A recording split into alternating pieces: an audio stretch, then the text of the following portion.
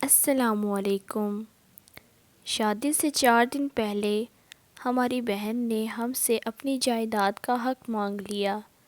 کہنے لگی جہیز رہنے دیں، مجھے میرے حصے کی زمین دے دی جائے۔ ہمارے ہاں اس سے پہلے کبھی ایسا نہیں ہوا کہ کوئی عورت یا لڑکی اپنے باپ یا بھائیوں سے اپنی زبان سے ان کا حق مانگے۔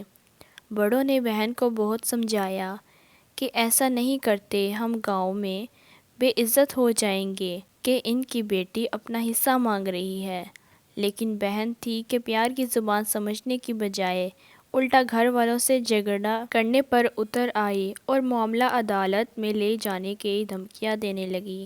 ہم سخت پریشان تھے کہ اب دن میں ساری برادری گھر آنے کو تیار ہے اور یہاں ایسا ماحول بن گیا ہے کہ شاید یہ شادی بھی رک جائے یا انکار کرنا پڑے یا پھر چپ کر کے اس کے حصے کی زمین اس کے حوالے کر دی جائے۔ جب مجھے ملک سے باہر یہ خبر پہنچی تو یہ سن کر میرے ہاتھ پاؤں کام کرنے سے انکار کر گئے، بھوک مٹ گئی۔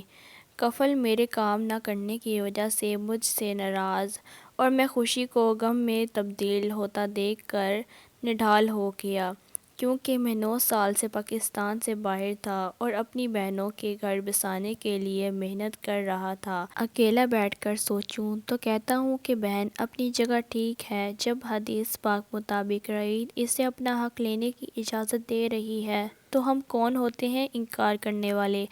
اور جب باقی کسی گھر کے فرد کی کال آتی تو اٹھا کر مجھے اپنی بہن کے پاس جا کر سمجھانا چاہیے کہ ایسا ٹھیک نہیں، ہم بے عزت ہو جائیں گے۔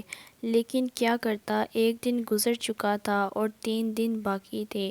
میں نے شام کو بہن سے بات کرنا چاہی تو کہنے لگی اگر تم میری شادی سے پہلے جائیداد دلوانے میں میرا ساتھ دینے کا وعدہ کرتے ہو تو میں تم سے بات کرتی ہوں، نہیں تو دوبارہ مجھ سے بات کرنے کی ضرورت نہیں۔ میں نے اسی شام بنا سوچے ٹکٹ کروانے کا ارادہ کیا اور اگلی صبح جہاز میں بیٹھ کر 1 بجے گھر پہنچا۔ چھوٹے سب خوشی سے ملے اور سب بڑوں کے چہرے پر اداسی نے ڈیرے جما رکھے تھے۔ سب مجھے ملے ضرور، لیکن ایسے جیسے میں 9 سال بعد نہیں بلکہ ہر شام گھر آتا ہوں۔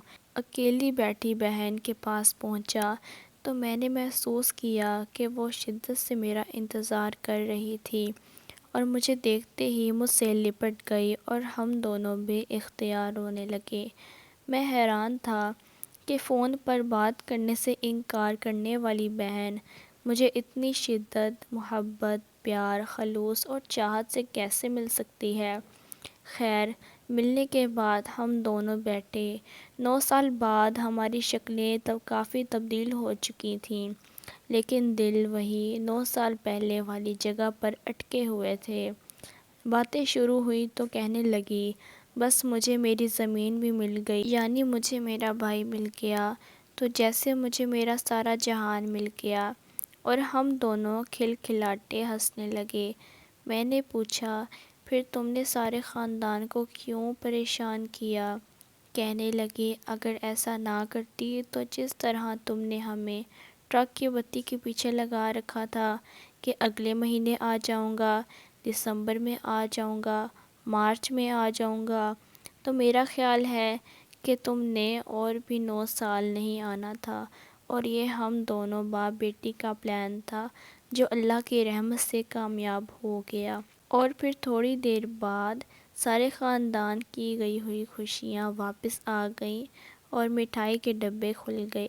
میں نے اللہ کا شکر ادا کیا جس نے مجھے اپنی بہن سے ملوایا، اور باہر نکلتے ہوئے میں نے بہن سے کہا کہ شادی کے بعد میں تیرے سمیت باقی بہنوں کو بھی جائیداد میں ان کا حق دے کر اپنا فرض ادا کروں گا اور تیرے پلان کو مزید کامیاب بناؤں گا۔ یہ سنتے ہی کمرے میں موجود تمام لوگوں کے چہرے پر مسکراہٹ بکھر گئی۔ ختم شد۔ امید کرتی ہوں ناظرین آپ کو میری ویڈیو اچھی لگی تو پلیز میرے چینل کو لائک، سبسکرائب اور شیئر کیجیے۔ شکریہ، اور مزید ویڈیوز کے لیے بیل آئیکن کو دبانا مت بھولیں۔